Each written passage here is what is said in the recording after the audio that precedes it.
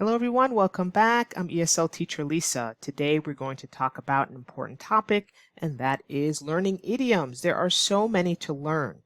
You have to remember that idioms are used very frequently in American spoken English. We use them all the time.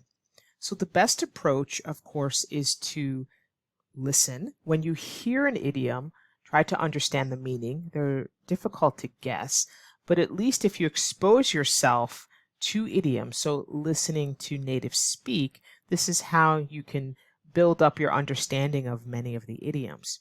You can also learn idioms in context, so you should get dialogues that are designed with idioms in mind, where we are inserting idiomatic expressions.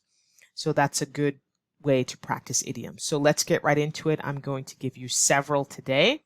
And remember, idioms could be used by itself, or they can be used as part of a sentence. Often you will hear them more as part of a sentence. So here's the first one. I'll give you the idiom. See if you can guess it. I'll give you a second or two. I'll give you the definition, and we can give you an example sentence. We can try to create one together. Here's the first one. Pull yourself together. Pull yourself together. What do you think it means? Calm down means calm down. And we could use it by itself.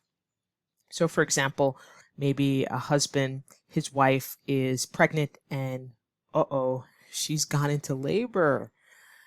And the husband is running around frantically. What should I do? Where are the car keys? Where's our emergency bag? What's the number to the doctor? And the wife might say, honey, pull yourself together. So it means calm down. So it could be used by itself. Here's another one. So far, so good. So far, so good. Remember, you cannot change the order of the words with idiom or substitute any words. The only thing you can change is if there is a verb in the idiom, you can change the tense, but everything is the same. So you must say, so far, so good. What does it mean? Things are going well so far. It can be used by itself.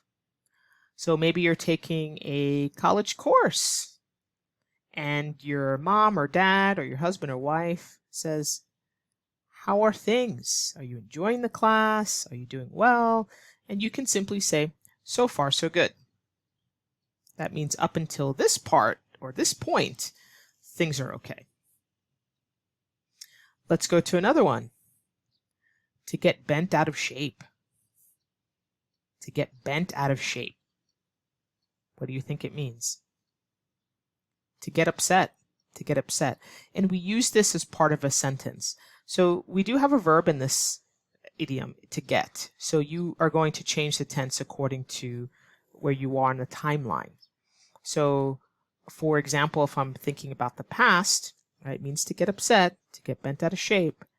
I can say, I was backing out of the parking lot at work. I was backing out my car out of the parking lot, and I hit the fence, and now there's a small dent in my bumper. Right? The back part of the car is called a bumper. There's a very, very small dent. So I went home, and oh my goodness, you could say my husband or my wife was freaking out. But it was just a small dent. You can hardly see it. So I would say, he got bent out of shape, and I don't really understand why. It's such a small dent. So I can use the past tense to get, got. He got bent out of shape because I'm talking about something in the past. And it's used as part of a sentence, right? He got bent out of shape, and I really don't understand. It was just a small dent. Come on. Next one, let's get another one. Let's do another one here. So I have a few here, and there are hundreds of idioms. But don't worry, you want to really study the common ones, and you need to understand when it's coming at you as a listener. So don't worry about including it in your everyday speech. That comes much later. You need to understand when it's used so you can respond. So students sometimes say, how am I going to learn all these idioms? You need to understand it first when it's spoken, when you hear it coming to you. Don't worry about it including it in your speech immediately. That comes much later. We just need you to understand so you can continue the conversation. Here's one. Miss the boat. Miss the boat. What does it mean? It's too late. It's too late. It has nothing to do with the boat. Remember, idioms are not literal. They're just expressions. And it's used as part of a sentence.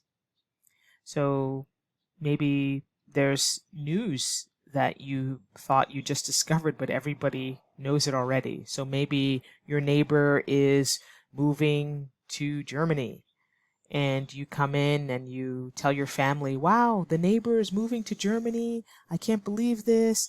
And your family already knows. So they might say, hey, Joe, hey, Marie, whatever, you missed the boat. We already know that. So it's part of a sentence, right? You missed the boat. We already know that. You're too late. We have that news already. So miss the boat. Again, miss is a verb, so we can put it in the past tense, missed. And we use it as part of a sentence. So there are hundreds of idioms. I'm going to try to make videos with some of the common ones. And let me tell you, any native will know every single idiom that I had in this video. We know them because we grow up with the use of them in everyday language, in everyday English. So we don't have a separate class in school that teaches us idioms. It's a part of the language. I cannot emphasize that enough, that idioms are part of the language. And when students say, Teacher Lisa, is this slang? Should I be learning these? Do natives really use idioms? And I say, yes, and it is not slang. If you didn't see the video that I did on idioms versus slang, you need to watch that. There is a difference between idioms and slang. And I go through that in this book here.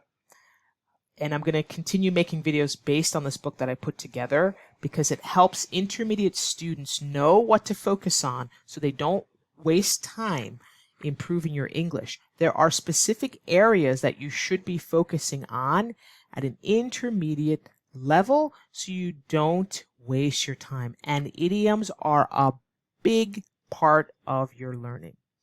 See you in the next video. If you have any questions, don't be shy. Put it in the chat. Any kind of videos you want me to make, I'm always interested to hear what you need help with. And that's what will make this channel more successful and, of course, giving you more value. So please don't be shy. If there's something that you need me to discuss, go ahead and put it in the chat.